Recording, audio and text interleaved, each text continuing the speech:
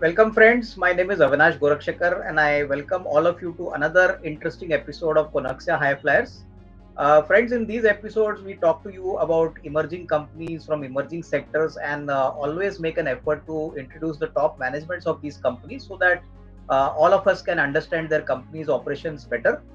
And today friends, we have got a very interesting company by the name of Micropro Software Solutions Limited, and we have the pleasure of having the top management team with us.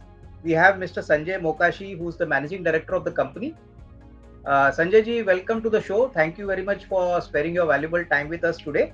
And we also have Mr. Manish Peshkar, who's the director and CTO of the company. Manish ji, welcome to you also. Thank you very much for joining us.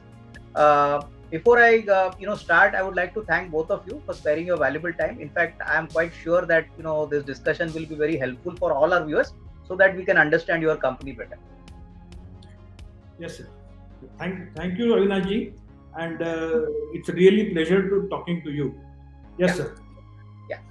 So, Sanjay ji, first question I want to ask, which is very elementary and which can help all our investors, is that if you could tell us something that what does our company do, what is the business model, and how did this journey start? Like when you started this business, how did it start? If you could give us a small eyesight and story which can help us understand your company better. Okay, I'll just brief you. This company we have started by my three schoolmates. We were schoolmates. Myself, Sanjay Mokashi, who's the managing director, and another two are Hitesh Parikh and Prashant Razurkar. We were schoolmates. We had started this company in the year 1988. At that time, computer was a very niche thing, and it's something like a city like Nagpur, which is not prominent as compared to metros. So definitely, computers was a very new thing into this market. I was working with an engineering college. I left it and I started this company. Initially, we started with a software development.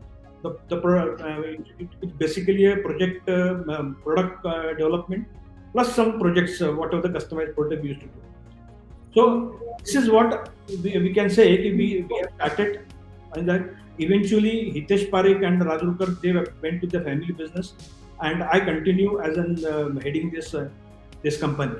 Along with me, then Manish Peshkar, he joined, and also Mr. Meher Pofi is another director who looks after infrastructure, IT infrastructure.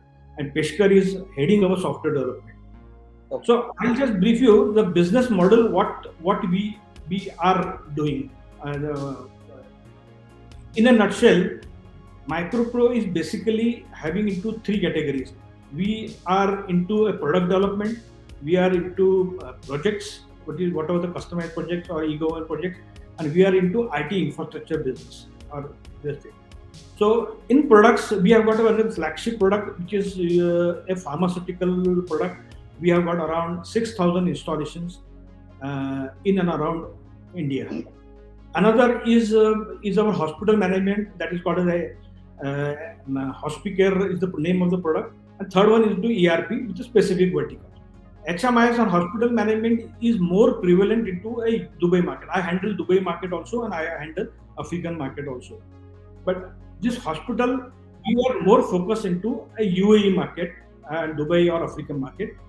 Definitely because the requirement of this hospital management in UAE is more stringent and more strict as compared to India. And the price also, what we are expecting in India is as compared to UAE is very less. So, but now the scenario is changing. Now Indian government is also stringent to hospital and rules and regulation. So our focus will be in India market for this. And in a nutshell, in ERP, we can say we are working on a specific verticals. Like you can say the verticals like milk and dairy product, or you can say logistic business, or you can say furniture. And these are all these are various verticals which we are catering. But this is all, you can say, in a case-to-case basis, we are handling these accounts. Okay. And about projects, I can say that Micropro is always a technology-driven company. And we always address the new technology, whatever which comes. We never shied away, we never we can say that we are very courageous to change the technology and go to a new technology. And this is so we can say in projects. You must have heard the name of a BHEL, Bharat Heavy Electric. It's one of the Navratna. Way back in 2001, we have developed a, you can say, a browser-based, you can say a cloud-based solution at the 2001, and we have delivered that. It's an entire ERP. Secondly, now Mumbai Octroi we handle for 5 years. Now at present, Manish can brief you more. Property tax of Mumbai. Still, we are entire development we are handling. Okay. Another one, one of the big project is the ENAM projects, which Manish can tell you technologically more way. But ENAM is the project where all the mandis of the country, which is working on our software, and this is what our projects. And a third one is our into IT infrastructure. We have got a very strong and this thing can say technical people who are into Linux and whatever the security banking solution we are doing under that. So in nutshell, Micropro's business model is working on these categories, and you can say like all this these verticals. We are fairly successful in executing this project in the large size project. I think so. In India, sitting in Nagpur, a small place, we are remotely managing and executing this project. That's I feel is one of the most remarkable things we are doing. Entire Dubai servers we are maintaining from here. Entire ENAM servers we are managing from here. So in nutshell, this is what our brief history of the story of the company. So I think your presentation and your prospectus. If you could tell us, what are the various product verticals, especially in terms of the cloud space, IMS space, networking space. On that, if you could share your thoughts, what exactly are these segments about, and what are the kind of projects you do? Like these are very niche segments. So if you could explain a little on these product segments for us. Yeah, this question Manish can handle in better way. No, fine. I think Manish ji, if you can please answer. Yeah, I'll tell you. See, basically, Micropro, as Sanjay has already explained, that Micropro was cloud ready way back 2004 onwards. I mean, now cloud has become a very, very prominent term, but we were able to host all our applications right from 2004 onwards. And on this side, on infrastructure side, as whatever names Sanjay has said, like property tax, hospitals, Octroi, all are 24/7 projects. So IT infrastructure management, 24/7 support, technical expertise, cyber security, all those things are required. So the prominent thing which I would like to just highlight here, the electronic national agriculture market, which is basically a digital platform for farmers, and it was a dream project of Narendra Modi's government, right? So currently we have 1,260 markets connected on one network, right? So some commodity which is produced in Himachal Pradesh can be sold in Andhra Pradesh. Okay, and we have covering about 22 states and 3 union territories. Right, so that's a huge market. So all these where cyber attacks are a very prominent thing. So we have the entire team who takes care of all these aspects. Okay, fine. So basically, you mean the the diversity of customers is very wide, but still you all have managed to give a kind of a very good platform, by your services. Yeah, absolutely. Now, Sanjay ji, one question to you, which I wanted to ask you is that in terms of the total manpower which we have, like currently, to handle all these services, what is the kind of work manpower strength which we have? Currently what we have, and what is the kind of pipeline? Going forward, do you feel that we have to increase the number of manpower to ensure that these services are not only catered to effectively, but even future business can be catered properly? Very correct. I'll just brief you the roadmap of our company. Like we have got this product, pharmaceutical product, which is prevalent to around 6,000 customers. This product is initially developed into a very old technology where this product is working. Recently, from last 1 year, we have migrated into a cloud-based solution. and we are into an expansion mode. We want to cater this marketing into spread over the entire metros of this country. So that is the plan which we are looking forward to extensively market this product. Also, our hospital management, we would like to market into various segments in this country. So at this moment, we have got something like a manpower strength of around 140 people which are stationed. Micropro has got 2 offices in Nagpur. One is which we are sitting in the head office, and another is the pharmaceutical separate office is there. Plus, we have got office in Dubai, where the independent staff is sitting managing the show. There are implementers, there are marketing people. There are few small offices which is there in Jalgaon, Pune, Nashik. These places people are placed over there to support our pharmaceutical customer. So total strength is around 140, but in a year we are planning to have more than 200 plus. This is what the plan is, because ultimately what our motto is that we want to spread the products now, these products into, you can say, in all the metros of this country. Since this product, existing product is into the old technology, we have migrated to new technology, and now we are in a position to market into more bigger areas. This is what plan is. Okay. Yes. Sanjay ji, now another question as regards the customers. You mentioned that you all supply to almost 6,000 pharmaceutical companies. So, within these companies, if you could share some names, which are the kind of customers you all cater to, and what is the total active customer base, our company enjoys. If you could give us some flavor on that. Okay, I just brief you, because when any project, something like whatever the projects we got, it's always a big size company. So you will find that it is just whatever the product or the solution or the project we execute, the customer requires services.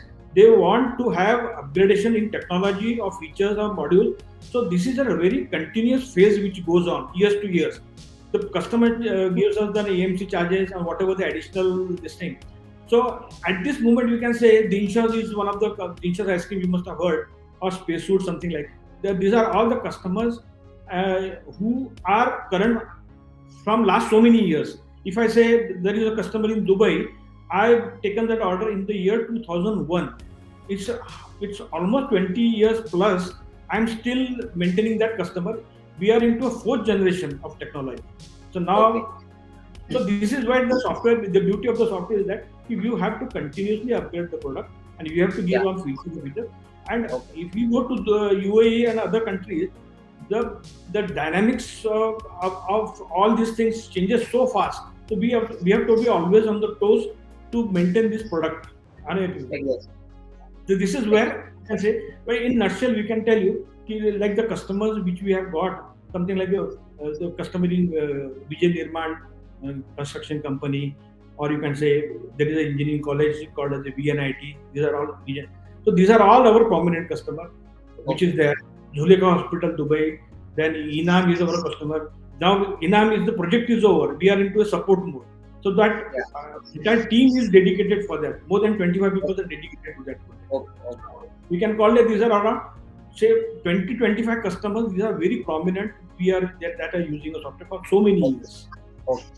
Yes. Okay. Nicely articulated, Sanjay ji. Now, one thing I wanted to understand is that when you get a new order from a customer, let's assume that you get a new order from a customer, how is the pricing decided? Is it customized for every customer, like based on what kind of services you give them? What are the kind of add-ons which you give them? And second question which I wanted to understand, which you answered just now, is that how much percentage of your revenue is actually coming from repeat business? Because you said, for 20 years you got one customer. Some customers you are catering for last 10 years. So is repeat business a very large proportion of your revenue as of now? Okay. You can say, like if I got a customer which we have implemented and it is running successfully. Yeah. So the revenue which comes from this is roughly around the percentage of the cost, which is called as the AMC cost. But sometimes what happens when we upgrade to a new technology, then again renegotiation happens. Now that renegotiation, there is a benchmark for whatever the calculation of the pricing. And definitely we have to be very competitive pricing, because no customers will give you a single paisa more. But ultimately, it's based on what technology you are talking to, and what type of expertise you are keeping, and what solution you are providing them. That depends upon who is decided. So when I say when there is a project, so always the pricing is something on a very higher side, because customer is looking for something like of his own choice he want to develop this application. So it all depends upon how much complex that project is, how much efforts we have to put on, and how much time bound we have to deliver. That is all the pricing is decided. Okay. Yes. And Sanjay ji, on the repeat business, what is the kind of broad percentage of repeat business? I'll tell you, around 70% of our customers are retained to this moment. We lose customers only when the management changes or the company is closed down. Okay, understood. This is the only two scenario where, or something like if I say Mumbai Octroi, we maintain for 5 years, it has been closed. Or Mumbai Property Tax, the 5 years has gone. They have given us a repeat order to extend this project. Okay. So I can tell you. Yes, sir. Yeah. Please continue, sir. So when I say, when Zulekha Hospital in Dubai, it's one of the most prominent hospital, and they are using my software for the last 22 years, that shows. Because one thing is the faces which the customer is having, it is the same faces, at least we are able to retain those people. So our strength is our manpower. Okay, understood. Yes. Okay. Now, Sanjay ji, very well, nicely explained again, sir. Now, I want to understand that in terms of the opportunity size, now over the next, say, 3-4 years, what is the kind of opportunity size for growth for our company? We have been doing a very good job, retaining customers, getting almost 70% as repeat business. But in the next, say, 3 to 4 years, what is your thought process that will you all be able to tap new sectors, new customers, and increase the opportunity market size for you? So if you could, please share your thoughts here. Very correct. It's a very nice question. That's why we are looking for an IPO. That is the main reason. I'll tell you, today, if we want to survive into the market, we have to keep ourselves abreast to the technology.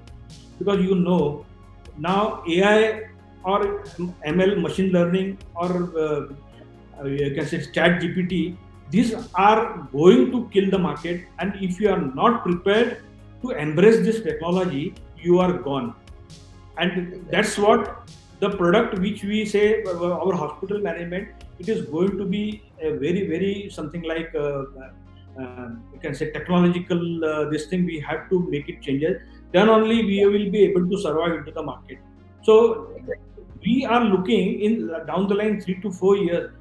First of all, we have to keep our people abreast to the technology, and we should have a better bandwidth to, we can say, to market our products. And thirdly, we should have a very strong technical team and support team. That is what this is planning. So you say commercial figures, we can put it on paper, but that we have to do it right now to really make this company to run. Exactly. Yes. Sanjay ji, on the competitive landscape, now let me ask you a very simple question that, first of all, what is the kind of competitive intensity in our business? Like, do you find many players doing this thing, or when you get maybe customers, by reference, you get some customers, or by cold calling, or maybe by a reference check, you get your customers? What is the level of competitive intensity in our business? Is there enough room for everyone to grow? And secondly, I want to understand, we have been doing a very great kind of business for the last so many years. What is it that is so special about our company? In terms of competitive advantage or competitive mode, why does the customer feel comfortable with us? You said one customer is there with us for last 20 years. So, what is it special that we do? So, if you could address both these points. If Manish can answer this question in a better way, because he is the person. Okay. See, I would like to briefly tell you, answer to this question is, our company name is Micropro Software Solutions Limited. We are providing a real-time solutions to the customers. So whether it is electronic trading platform for farmers is concerned, or it is setting up all the property boundaries in the city of Mumbai is concerned, or it could be the profitability generation or profit generation in modular furniture industry is concerned, or it could be a registration process in the dynamic NITs, which VNIT colleges are concerned. So in our custom projects, the real solution is delivered to the customer. I can tell you, any of these cases, like VNIT has to register 3,500 students in a span of 8 hours with the correct departmental core, electives, everything put together. So those kind of solutions which we have provided, which are going to last for so many years, because now with new education policy they are already ready. Okay, so basically I would like to say that what keeps us different from others is the expertise of all these years, plus the unique solution providing to that business. Okay. That separates us from others. Okay, so these are basically the differentiating factors. Yes, and to add what Sanjay said in our earlier answer, I would like to add there that, as you have seen, we are about 30-plus-year-old company. So we started from character-based terminal to now we are in app-based era. So definitely we have keep ourselves updated every now and then, and now we are gearing up for AI kind of stuff. Because every piece of software will have some or the other way AI embedded in it, which we are seeing from our normal keypads of our mobiles, right? Yeah. So we are now going to get updated on that. That's another area of expansion, I think nicely articulated, Manishji. So I could understand what is the real differentiation of our company, because 30 years is a very long period. You all have actually migrated since a very long time. So obviously technologies change every year, and to keep up to that and to deliver value to the customers is really a very big challenge. Yes, and not only just our technology, even the customer technology changes, the business process changes, the market regulation changes. So everywhere there is a change every day. Yeah. And customer using the same solution for so long years, that it differentiates us from others. Yeah. Otherwise, in every other alternate order company, we find that they are changing the software. But that has not happened with our customers. That's a key differentiator for us. Okay. Now, Sanjay ji, on the financials, I've got one small question for you. Like, FY23 has been a very good year for us. I was just observing your numbers. Numbers have actually, top line has totaled around, 22 crores, and profitability has also been quite strong. So, tell us one thing, that what were the key reasons for this improvement? Because our investors would like to know any specific reason why this number has improved, or any specific operational kind of efficiency the company has brought on the table. If you could share your thoughts. Yeah, I'll just brief you. The you can say the turnover which you are asking for. What happens when we do projects? So what happens? The payment milestones are fixed. So unless and until that milestones are achieved, we cannot ask for the payment. So what happened? All that milestones which were there, it has been escalated due to the COVID time or something like that, and it had ended to a very quarter end of the last quarter, and according that invoices had been raised. And second, that Swana project, we got it. So that project was also, the customer has asked us to raise the invoice. So definitely that 2.8 crores of invoice we have been raised.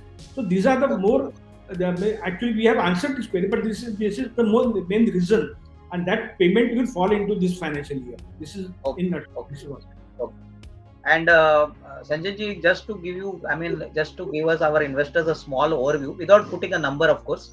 What kind of outlook can you share for the profitability for this financial year? That is for FY24, even without giving a number. If you can just share your outlook on the demand side, on how the company should perform. If you could give us some idea.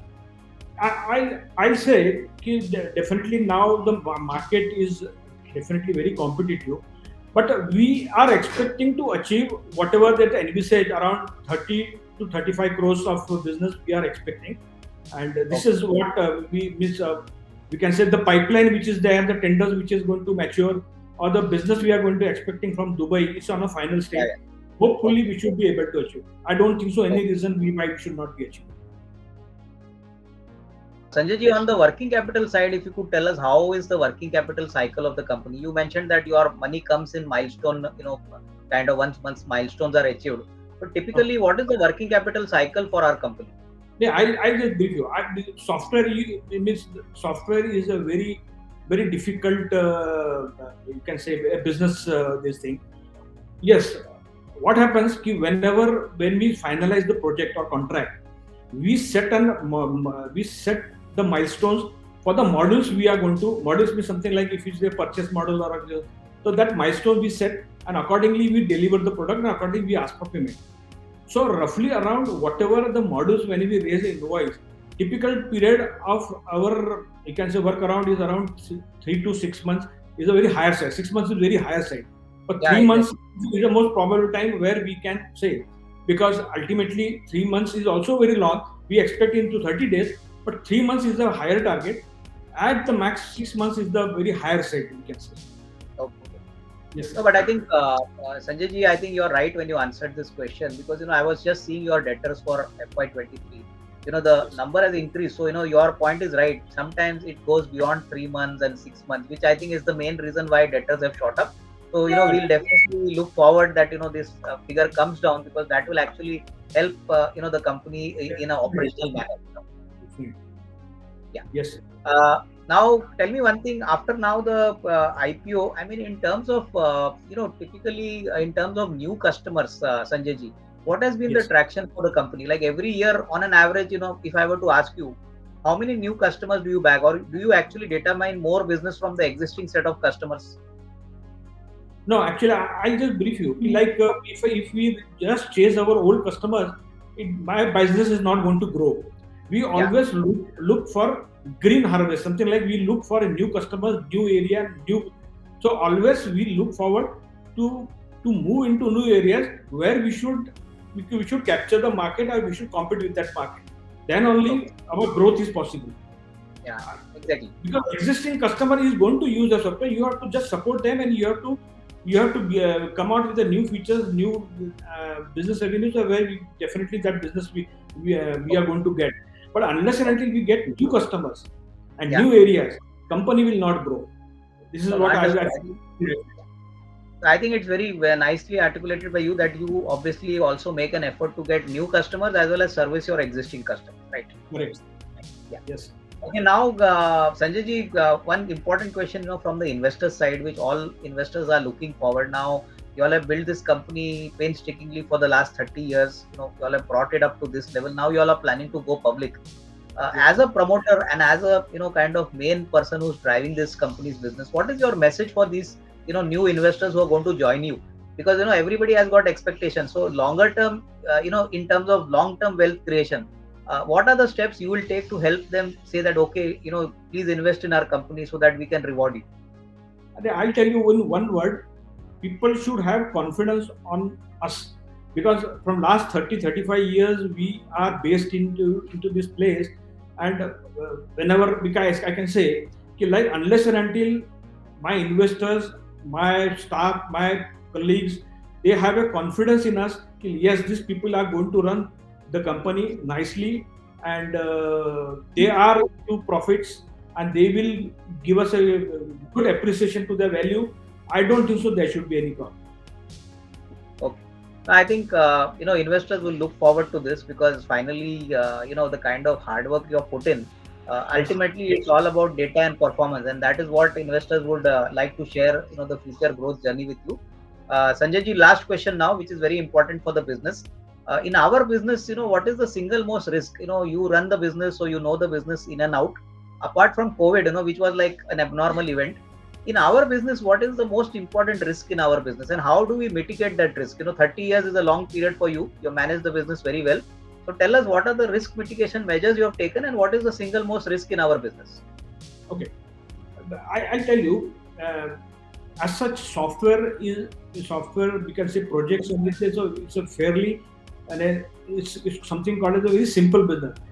There is a risk only when the milestones, if you miss that milestone, or the project get escalates.